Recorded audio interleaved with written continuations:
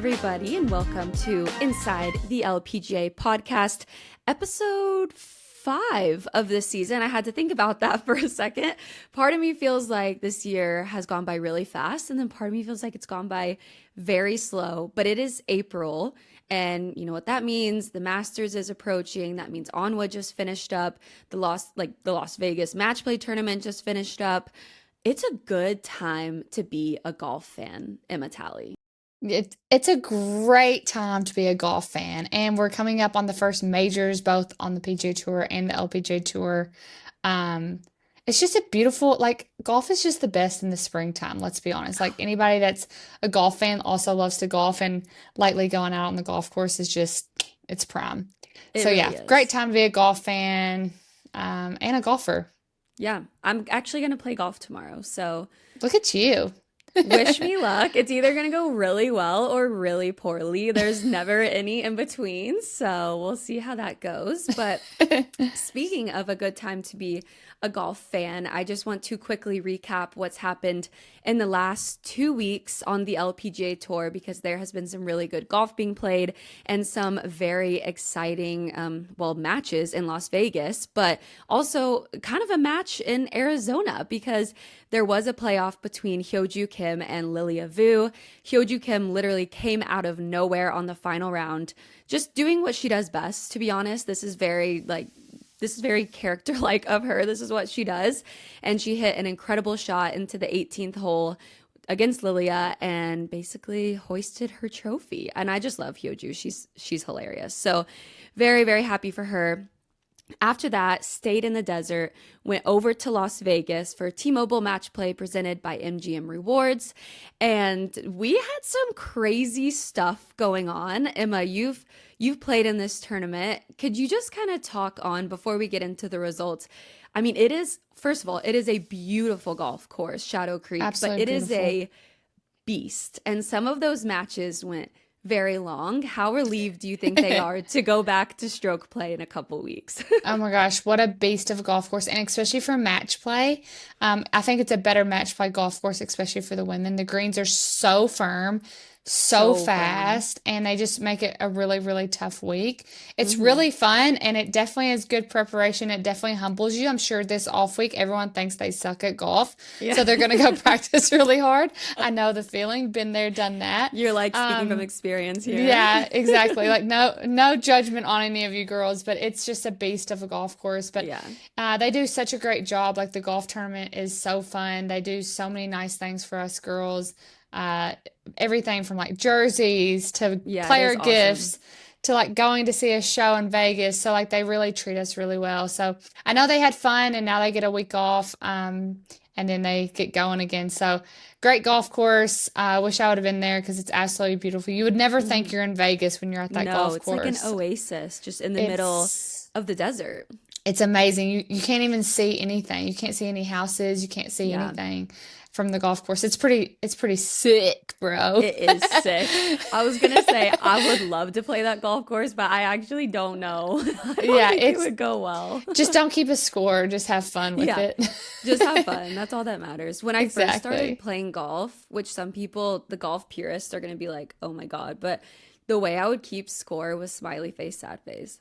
And if I like walked away like not feeling great about the hole, I was like, that was a sad face. I Like love it was that. it was a great way to start. And so I actually always encourage people like getting into golf. I'm like, you liked the hole, like you hit a good tee shot, smiley face. Like Yeah. I next hole, love that. I'm taking that. yeah. I think you should. You're a fair weather golfer now, I guess. You Yeah, just like to. exactly.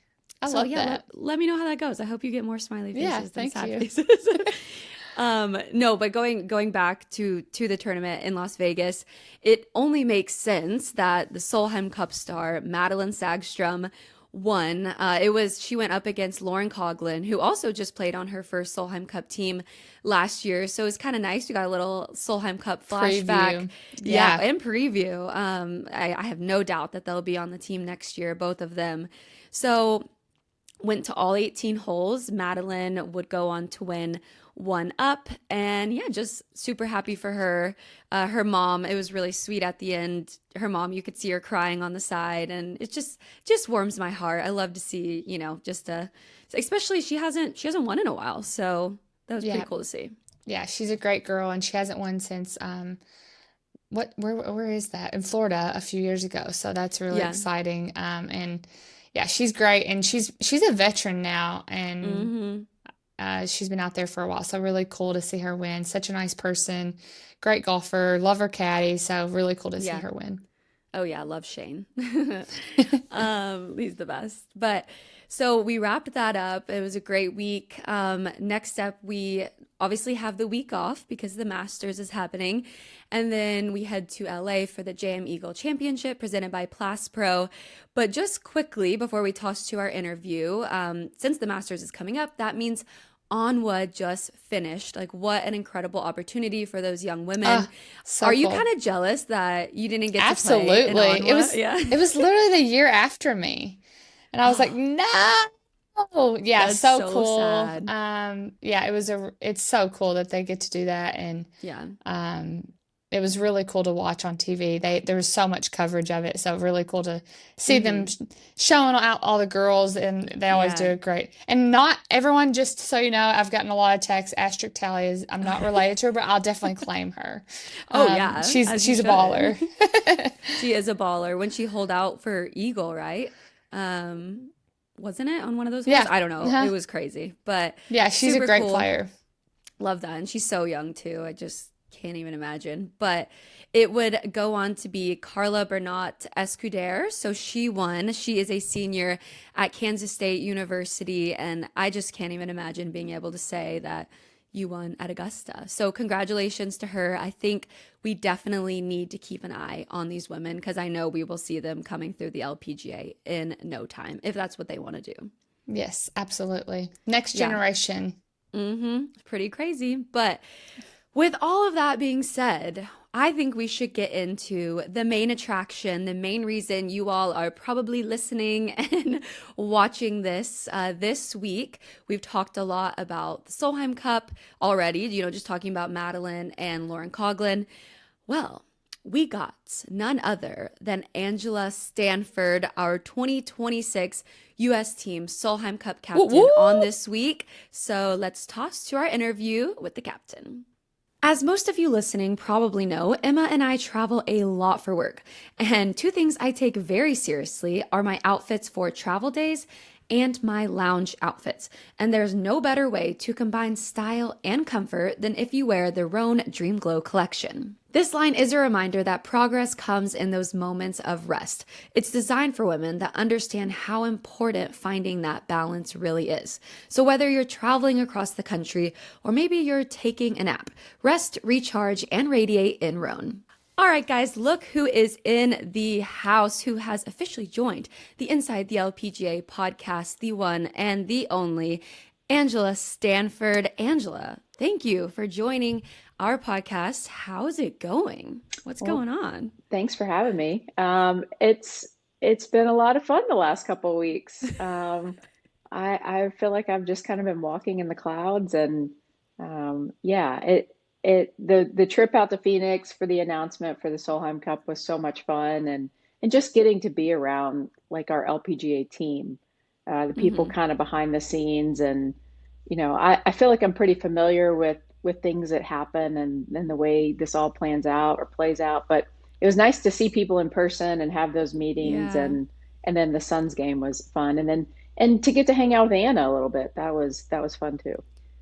Yeah, for sure. I love that you say you love to see everyone behind the scenes because, we don't always all get the love. So I love to hear that. But yeah, first of all, congratulations. Emma and I are very, very happy for you. If someone listening or watching this doesn't know, Angela was just named the 2026 U.S. Team Solheim Cup captain. We are Woo woo! ecstatic for you. I mean, who better to have leading this team? I know Emma agrees. She's seen it Yes. firsthand. So just how you kind of already touched on it, but just how excited are you to be able to hold that title? Well, I've said it's the pinnacle of my career. The Solheim Cup has meant so much to me my entire career, and in ways that kind of made me who I was on the LPGA tour. I got to play in 2003, my first one.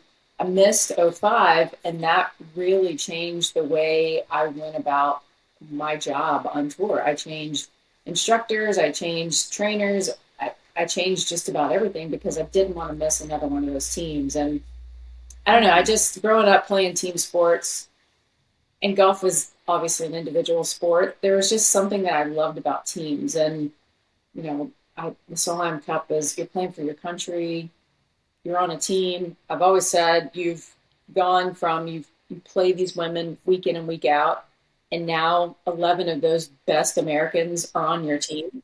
Yeah. That's, for me, it was always a no-brainer. So, and then, my relationship with Ping and the Solheim family. So it's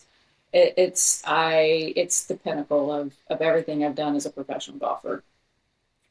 That's amazing. And like we've said before, I mean, when it was announced, I think every American player, my husband caddied a couple times, seeing you as an assistant captain, you know, everyone was like, she is the best person for this job. Like Makes everyone's so sense. excited. And obviously it means a lot to you. You've mentioned that. When did you know that you were going to be the captain? How did all that happen? Did you ever say it out loud, or did you just wait to the announcement so you didn't jinx yourself? Who all did you tell? How did you celebrate? All the things. Well, so this time it was a little different because, the LPGA was going through everything with the commissioner. Well, the commissioner, Mm-hmm. there's a committee that, finds the next Mm-hmm. captain. And so there was a little bit of a delay because they were trying to work out some different things again behind the scenes. And so it was probably the middle of January. I actually sent Stacy a text because I was like, okay, I'm going crazy here. Like, if it's a no, just tell me no. But like, Yeah, you just want to know at that I'm point. going crazy. So it was interesting because I was going to have lunch with Betty Ode. I think that's how you say her last name. Kathy Mm-hmm. Whitworth's longtime partner. And Betty and I Mm-hmm. have never had lunch by ourselves. Like, but she reached out and she's like, "Hey, I'd really like to connect." And I thought she was talking about we were going to talk about the Kathy Whitworth Invitational. So I'm like, "Yeah, sure. I'd love to have lunch." We met down in the stockyards at Hotel Drover. And so this was like on a Friday. It was like January 17th. And I send Stacy a text on my way down to Hotel Drover, and I'm like, can you just tell me anything? Like, I'm really losing my mind. So I get down there, I get in, I'm sitting with Betty, and Stacy calls. And I'm like, I send her a text. I'm like, Stacy, do I need to answer the phone? I'm sitting at lunch. And she's like, yes, you need to answer the phone. Mm-hmm. So I go That gives me chills. I I go know. outside and Stacy calls, and then Liz Moore gets on. Our interim Mm. commissioner gets on the line, and Liz asks, "Would you like to be the 2026 Solheim Cup captain?" And Oh I my literally just God. start bawling. Oh, that's so I am standing cool. outside of Hotel Drover, like crying, and Liz, she's like, "I think that's a yes." I'm like, and I Yeah. like can't breathe, and I'm like, "Yes, it's a yes." I just, so, and then when I go back in, Oh, that's and they tell amazing. you like, don't tell anybody. I mean, tell like your close, Mm-hmm. family and friends. But I go back in, Keep it under yeah, and wraps for Betty now. could see I've been crying, obviously. She's, Mm-hmm. "Oh my goodness, are you okay?" And I was Oh, like, I gotta tell her. And so, yeah. Kathy Whitworth was the first Solheim Cup captain. Oh, that's Mm-hmm. amazing. I lost my mom, and Kathy passed away in the same year. It It's was just crazy. wild. It was one of the like, it was It was a God wink. yes, and for a moment it just felt like my mom was there, Kathy was there. It was so cool. So Oh, yay! I'm crying. I, Yeah. I'm so the pregnant hormones, and you're one of my favorite people, and the United States is so lucky to have you as the captain. It's gonna be thank you. amazing. Well, and then they said, okay, I didn't know when we were going to announce, but then I think it was the beginning of February. They said we're going to wait till March 20th, and I was like, Oh God. You're like, great, I gotta keep this a okay, secret for that much longer. okay. So Wow. yeah, That's so awesome. It was When great. That's so amazing. have your duties like already started, or is it, I mean, because it seems, like 2026 is far away, but it's really not. Yeah, it's really not. And yes, we have started. Hmm. We're already trying to put the bag together and design the bag. And That's I awesome. have talked to I'm going to have three assistants. They all know they're an assistant right now, but Hmm. they haven't been announced. So like that was Right. the interesting part about me being announced kind of late in my mind, that now we're pushing the announcement of the assistant. So Yeah. I asked the LPGA team, I'm like, well, I kind of need some of them specifically for close. Like, we're going to kind of get into close soon. They're like, oh, you Hmm. can talk to them. I'm like, yeah, but I don't know. It just, and for them, like, it's a cool Yeah. moment for them. So hopefully we'll start announcing them this month in April. And yeah, but we're definitely starting to dig in, and those first steps are being taken. Amazing. Oh, that's awesome. Okay, we're still on Solheim because obviously we have to. Do you have a favorite Solheim Cup memory, whether that's playing or being a vice captain, whatever it may be? Yeah, I think there were so many. As a player, obviously it has to be Germany. Hmm. To come back, for our team to come back like that on Sunday. Um, as an assistant, I mean, I think winning in Virginia, like it's a different feeling when you're a player and you win, and then when Yeah. you're a captain or assistant captain and win. Much like when you play team sports, it feels different for the coach than it does the player. So um, there's different things, and I think even playing in my first one in 2003 and being Yeah. around those legends. So a bunch of different things in there, but I would say Germany is pretty high on the list. Yeah. It's up Mm. there. Hmm. As you've mentioned before that you wanted to be the captain on foreign soil. Why is that? I, I'm assuming it's just how I'm kind of wired. Like I love going to other people's, growing up, going to other people's gyms, Yeah. going to their field, going to, and I mean, and if you look at my career, I won almost Hmm. my tournaments away from the States or outside of the continental United States. So Right. I don't know. I You like think to cause a ruckus, I think. I guess so. And I love it when, you know, this goes back to that team mentality. Like when it's always been me, it felt like me against everybody else. Well, when I'm with a team, when we go to a visiting gym or, it's you really have to be together. And there's a different kind of bond there that Hmm. you're going as a team to try to accomplish something. And it feels like everybody else is against you. So Hmm. there's just something special to that. And, being on a team like that. And I've just always loved it. I don't know why. I guess Yeah. it's just how I'm wired. Yeah. Well, I know you're going to be repping the United States flag everywhere you go. Oh I yeah. can only imagine how obnoxious the U.S. team, not because you're obnoxious, just because that's how we are as Southern women who like to compete. Like, it's like, we're here. Watch out, world.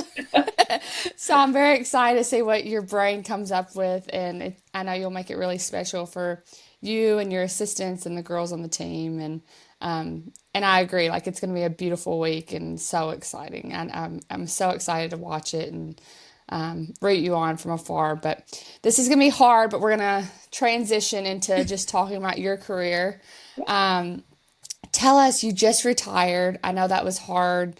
Um, what if you had to describe your career as a whole, now that you've had some time to reflect, how would you describe your career?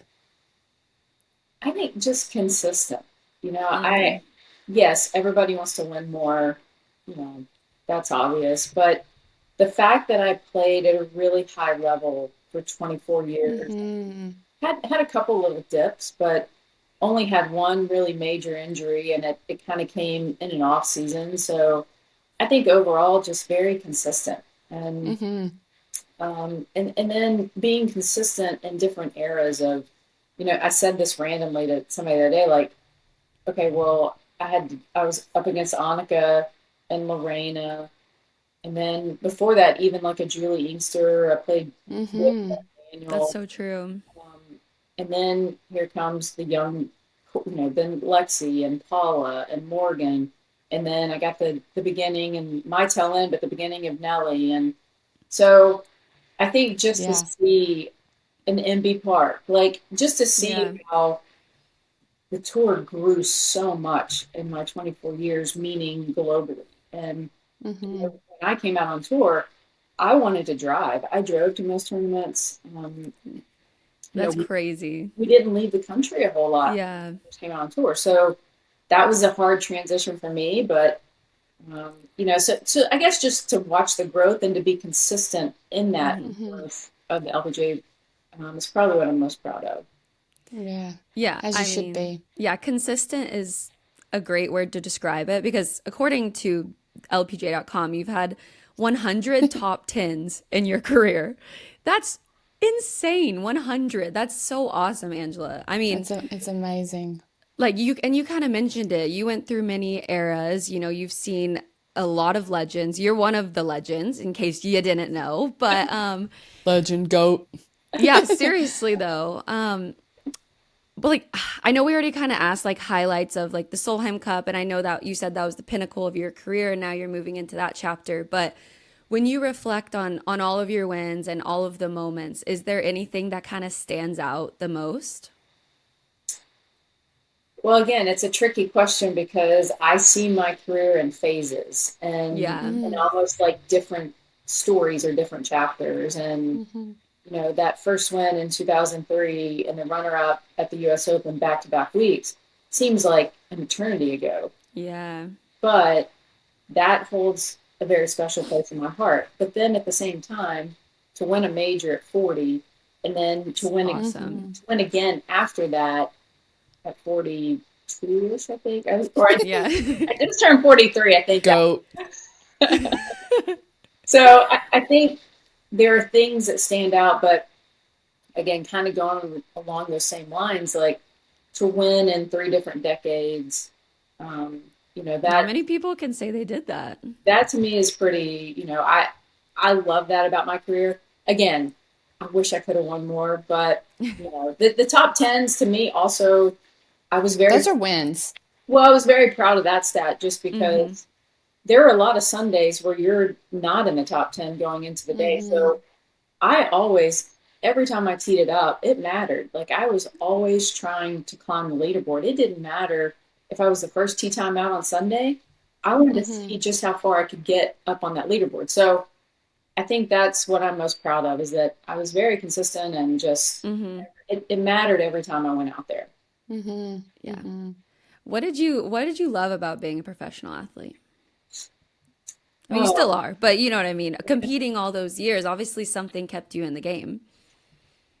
I think just the being able to compete on the highest level. Hmm. Like that's, and I have to say I'm very much at peace with being finished and retiring from the LPGA tour, but that I think it was the tournament of champions, the Hilton Grand.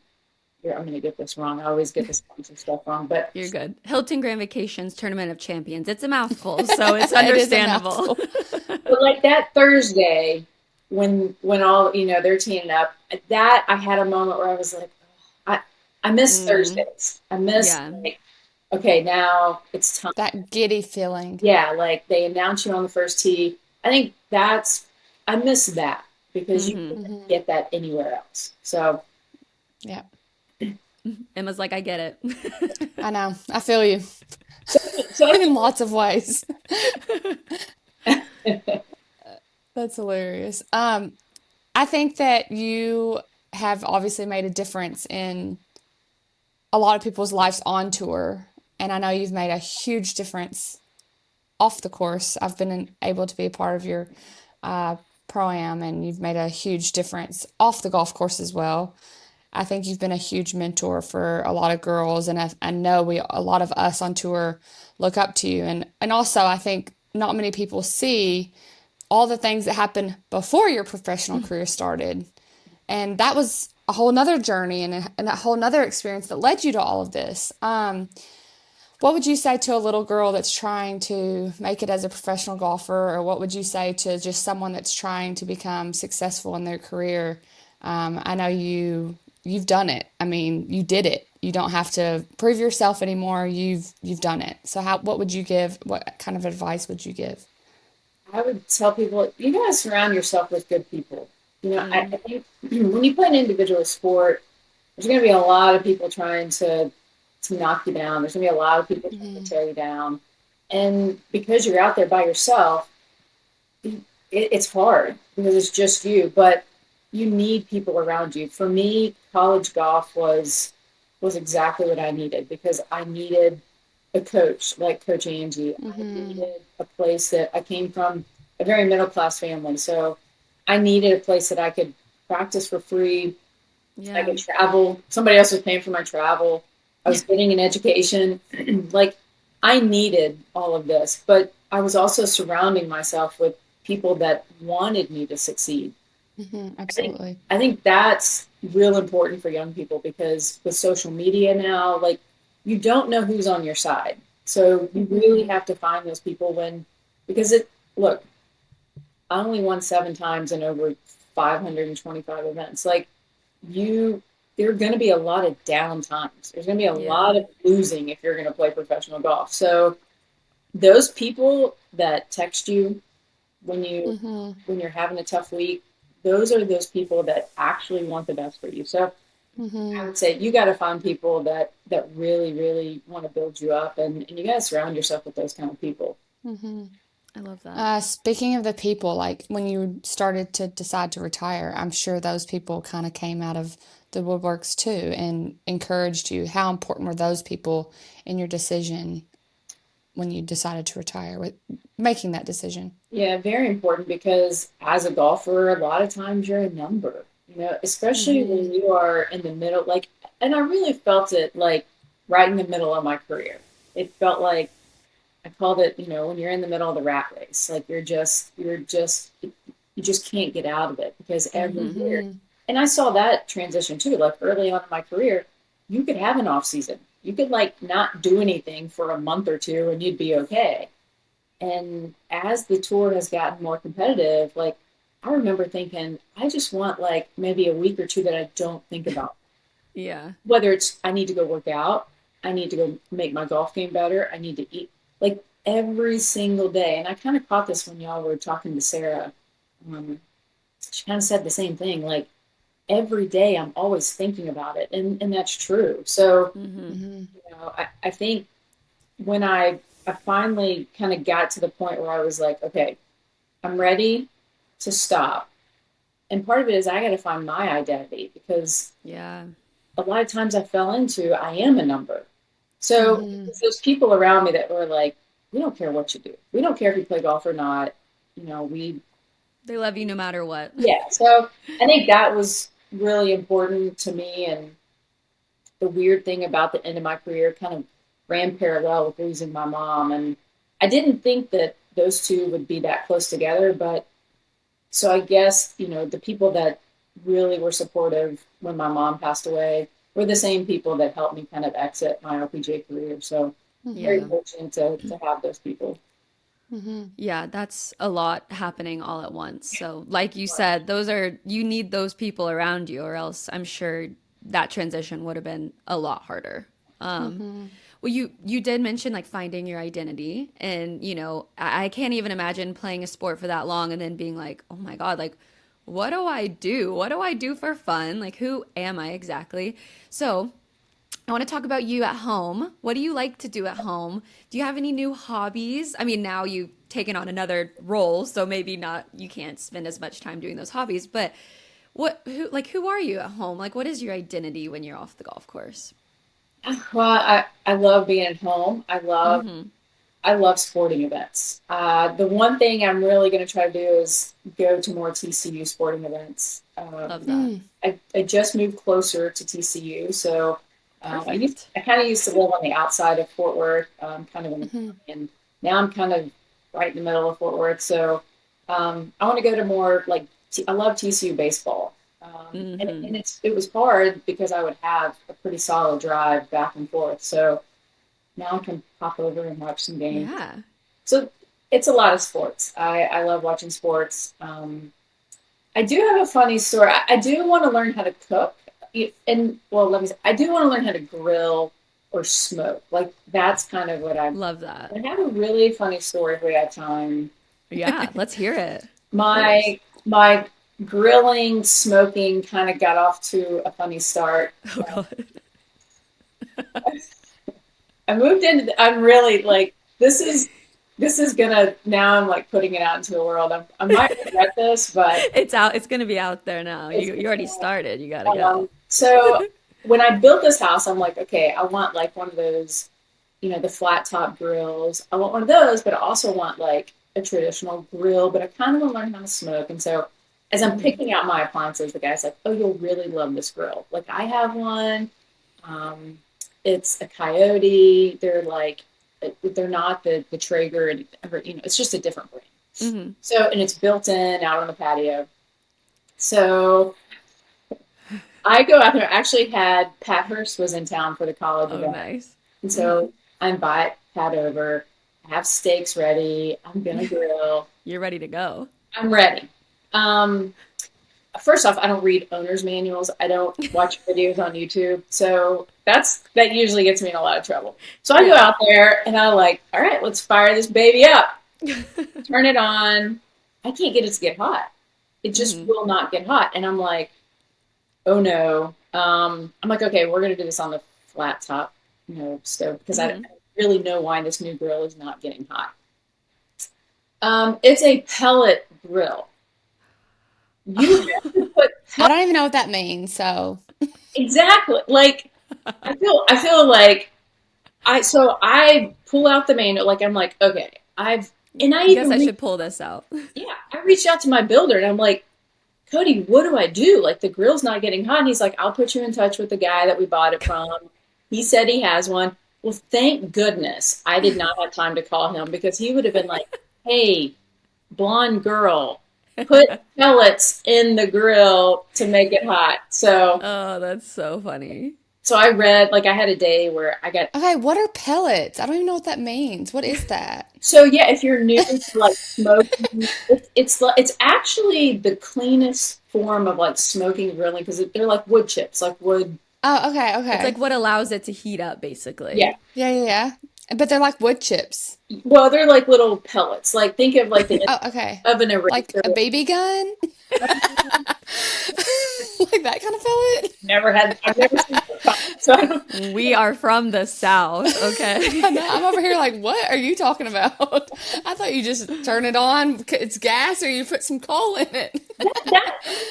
Like I've only had a gas grill my whole life, so I research this. I dig in. I start watching YouTube videos. I read the owner's manual. I finally got it out. I read it. Good, good. Thank goodness for Amazon because I had pellets. I have storage now, and I grilled my first steak last night. How was it? I nailed it. I'm like, this has changed my world. Like, This is easy. I got So, this. when Pat was over, did you end up having to order pizza, or like, did you finally get the steaks on the flat top? I got it on. I put them on the flat top. Oh, Basically, ruined my flat top. It's all dirty now because like. So yeah, yeah, Oh, yeah. that's funny. this she's gonna be like, what a blonde. Like what? That's so funny. Honestly, I would have done the same thing. I mean, I'm kind of blonde too, but I would have done the same thing. I do feel like that should have been explained to you, like when you were buying this grill, either Yes, way. That's just Yeah. me. yes. Like I'm sure he said it's a pellet grill. Like I'm sure he said it in like Right, the but store. We were in the store, but I'm like, that was What's months that ago. mean? that is so It would funny. have gone over my head. Yeah. Well, you're gonna be a professional smoker, She's gonna be a grill but master. you're gonna be the captain of the Solheim Cup. Fortunately, You've they got a lot don't of, want me to cook anything. yeah, you don't have to cook. We'll make sure you don't have to do that. Yeah. You've got a lot of roles now, but I have to ask you a few more questions because I know you have a lot of other things going on. I want to know a little bit if you're comfortable to talk about your foundation a little bit. And then I would love to hear about, I don't know if I should say this, but I'm gonna say it Oh God. anyways. What Y'all are makes At scaring one me. point, you just you had told me you're like, sometimes I just want to go drive a bus. I want to go drive a bus. So are we gonna get that? Or are you just gonna be the bus driver at the Solheim Cup? Like where are we at? I could. I very, if we get into a jam and the bus driver isn't there, I'll get us there. Like, We know that could happen. so, yes. Shots fired. Yes, the foundation, actually, April 17th, we're doing something a little different because I think the thing that I don't like when we do the same thing over and over and over. I think people like new stuff. They don't just want to play a golf tournament year after year after year. So we're doing something called the Supper Series. My executive director had this idea, and I think we had a big golf tournament, then we kind of did like a smaller, more intimate event, Hmm. and now we're kind of going to do like this Supper Series where this first one's just going to be a Q&A with me. They'll be in different spots around Fort Worth, and we'll just do like 2 a year. But this first one is just a Q&A with me, just to kind of get people in the door and kind of get a feel for what we're doing. And then the one that we do in the late summer, we'll auction off like a ladies' trip with me to go play golf somewhere. Aw, A guys' trip. Cool. So love that. that's kind of how we're getting away from just a golf tournament per se, but maybe auction off a couple trips. And then next Yeah. year in the spring, we'll do something Solheim related. So Yeah. Oh, that's yeah, awesome. that's kind of what we're doing. That's so cool. We're still Tell the people what you're doing though with the foundation. So we raise money to give kids scholarships who have cancer or family members with cancer. We've been doing that. We've been giving scholarships since 2012, and we are now Awesome. at it's 10,000 over 4 years. So it's not much, but hopefully it helps a little It bit. is. And Yeah. we give money to Texas kids going to Texas schools. So Hmm. that's kind of the other part of it is I really wanted to help Texas kids here at home. And then we created, last year was the first year we gave away the NAN Stanford Scholarship, which goes to a student who has actually lost a parent. So Hmm. um, that financial burden for these kids, when you lose a parent and you lose that income, you lose just the support, like go down the line, you have lost everything. So Hmm. it's a larger scholarship named after my mom. And we'll give our second one this year. So yeah. What a great legacy to put your mom's name with, and that's amazing. And like I always say, I've kind of said the whole time, I feel like, I think we both agree on this topic, Angela. Like, golf is a game. We care so much about it, but it's amazing that you've taken a game and you're making a difference in other people's life and impacting other people through a talent and a job that you've had for so long. So, I know all of us want to do that. Sometimes it's hard to figure out how to do that, but you have definitely set a standard, and I hope that more people in my generation continue to make those changes because that's that at the end of the day, making a difference is what counts. So it's really amazing. Like I said, I got to be a part of it last year, and you rock it. So I think that's like the most special thing about Angela. You make people feel special, which is really cool. Well, thank you. Thank you. Well, and I think for younger people, even on tour, just younger people in general, I think there's always a feeling of like, oh, I gotta figure something out. I gotta figure out how to help people. Well, let it let your heart talk to you. For me, it was I love kids. Like I don't have I'll never have kids of my own, but I love kids, and the people in my life that made the difference have always been my coaches. And so, like for me, it was I want to help these kids figure out how to just go through life. And if they have other resources that they can, reach out to when they're having a hard time, because somebody helped me. I didn't get it by myself. So for me, it was, okay, I love to help kids. I did not think that cancer was going to be a part of this. But again, I didn't rush into anything. And when cancer, when my mom was diagnosed in '09, it became very aware that, okay, I want to help kids now that have been affected by cancer, because there's so many things that happen when somebody in your family's, diagnosed with cancer. So many things change. So I think when you're younger, I think there's so many young people out there that have a huge heart and they want to help others. I would, do little things and figure out where your passions are like that, and then you take that path. But I don't want people to be overwhelmed, like younger people to be overwhelmed, be like, oh, I have to do this, I have to have a foundation, I have Right. just figure out where follow your heart is basically. Mm-hmm. Yeah. Yeah. For Well, sure. I've gotten the chills like 10 times during this podcast. So, no, but Angela, you are amazing. And I think everyone thinks that. And so, thank you for making a difference. And I don't mean to pivot to a less emotional topic here, but the Masters is coming up, Yeah. which some would argue is somewhat emotional. Do you have a pick for the week? Who you think is gonna get the job done? No, because I've always been bad at this. Same. I mean, it blows my mind how people can pick winners, because Yeah. I think, and this is not cheating, but I think after the first 2 days, usually you have a pretty good idea. Like Yeah. recently, I started working a little bit of the PGA Tour live on ESPN Plus, Hmm. and I noticed when you dig into the numbers, like I got to do the Texas Children's at Houston last week, Yep. and I watched Minwoo Lee. I watched his numbers throughout the week, and there are flags that go up. Like he was like strokes gained first in putting. Yeah. It So, started to make sense. and then he hits it so far, and on that golf course, you could absolutely hit it anywhere. Yeah. I'm saying he's not a straight driver. I'm just saying Yeah. he hits it far. He could use driver. Yeah, and he was all of a sudden his putter got hot. So I'm not very good at making picks. But I always think the numbers. So if somebody's trending, for Augusta, I would say a lot of it's like the lag putting. Hmm.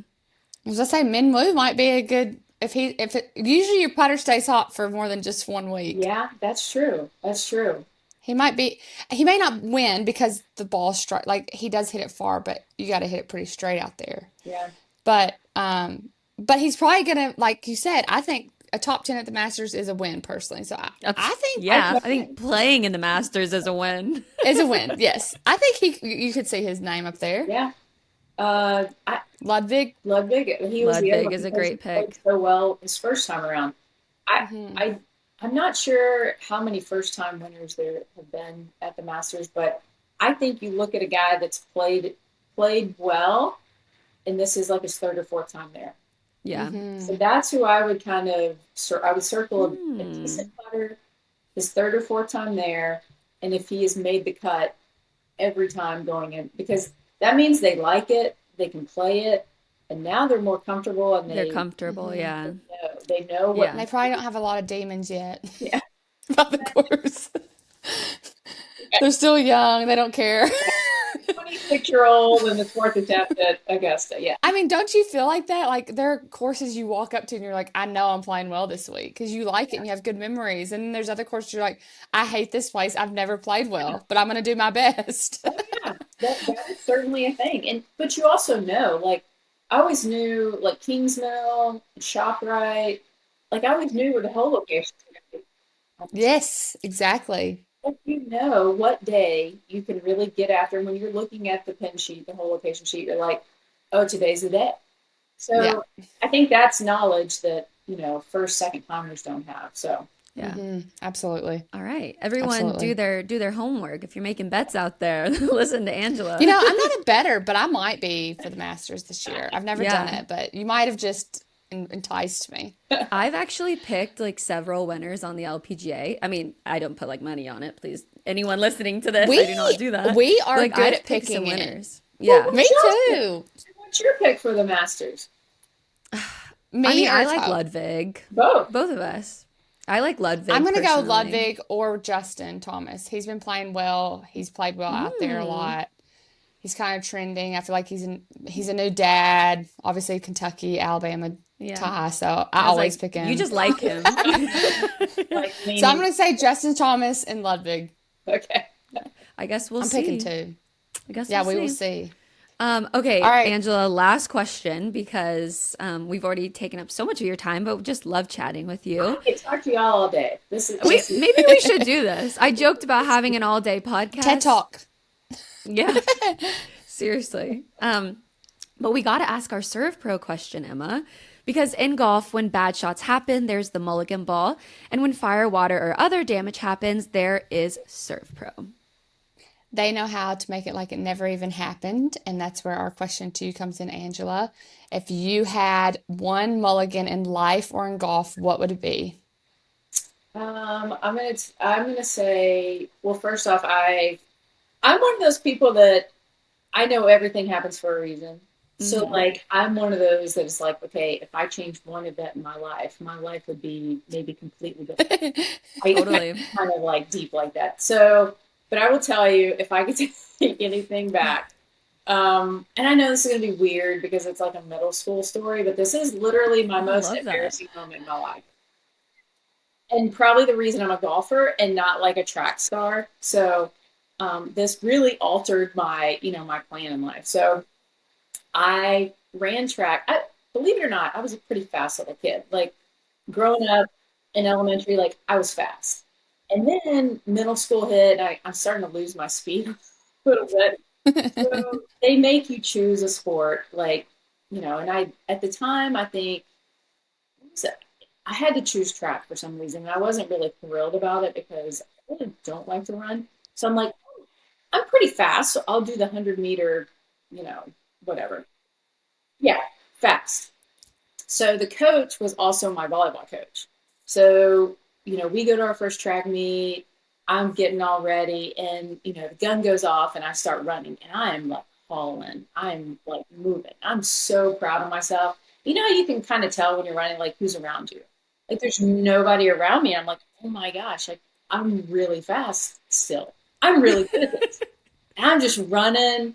And then like I like look over, I can see the fans and everybody's getting really loud. And I'm like, wow, like this is the greatest moment You're ever. so good. I'm so good. Well, I did not know when they shoot the gun twice, that means you're supposed to stop. Oh no. Oh no. It's by myself. Oh no. You were just out there?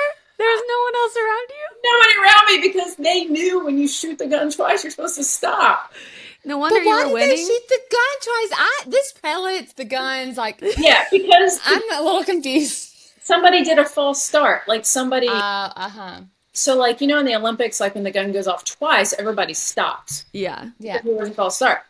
They didn't tell me this. So Oh, that's I'm funny. running my heart out. And I And crossed, then you see everyone cheering, so you're like, let's yeah, go. and they're really yelling, stop. Like, stop Oh running. no. Oh, Wait, so did you still have to that's run the trauma. race? Yes. So I get all the way finished, and my coach is literally like on the ground rolling. Like, she is laughing so hard. And I'm like, what just happened? She's like, what? She couldn't even get it out. She's laughing. She's like, when they shoot the Ugh. gun twice, that means you're supposed to stop. And I'm like, Would have been really great to know that. when was somebody going to tell me that? So I literally, now I Hey, have, you won in my eyes. thank you. I won my first race ever. You But did. then I had to jog back. Oh, So now I'm like no. 200 meters into this, and then I got to run the race again. And you picked the And 100-meter dash because you didn't want to run much, but now you're about to run the 300. Here we are. Yeah. So that I decided at that moment maybe I wasn't going to be a track star, and maybe that's why I chose golf for Yeah. that. But yeah. that is literally my most embarrassing story ever. And if I could have the mulligan, I would have probably used it. Known. Yeah. That's- That is. So did Fair you end up enough. winning the race? No, I'm so tired. I'm so tired. I'm like, Oh, I have to do this again. that's a good one. I'm glad we got back to middle school Angela Yeah, because I I would have definitely killed to see that. I can laugh at myself. I think that I think people miss that about me because people think I'm pretty serious all the time. But what they don't know is like, I have to try really hard. Like, Yeah. I'm really thinking really hard. I'm trying really hard. So, You're like, I don't think you understand. I mean, I can totally laugh at myself, and it took me a while to laugh about that track Okay. meet, but You yeah, got there. if I could just like take that away from history and Yeah. Just erase that little. but I will never forget my coach is I loved her so much. She was a great volleyball coach, but she was just bent over laughing at me. That's You gave so her, funny. just think of it like this, Angela. You gave her a great day. Yeah. I'm sure she's still talking about that. Like, do you remember when I was the coach for Angela Stanford and I didn't tell her and she just ran the whole thing? Like, she's still telling that story. Oh, for sure. Yeah. Oh, Amazing. that's so funny. Well, thank you so much, Angela. I can't wait to see you as a captain, see what your retired life, what you get up to. You're the best, and we love you, and we're rooting you on. Woohoo! Thank you. Well, thanks for having me on. I really enjoy y'all's podcast, and I was like, man, I haven't really made it until I get to be on their podcast. Yeah. Thank you for being the nice. invite. We will definitely be having you on again Okay. because we need to hear more all about Solheim Cup. So Mhm. you love will that. be back. Yeah, I would love Just that. let us know when you have some time. Yeah. Okay, I'm retired. I have all kinds of time. Yeah. Touche. Touche. Thank you so much, Angela. Thank you.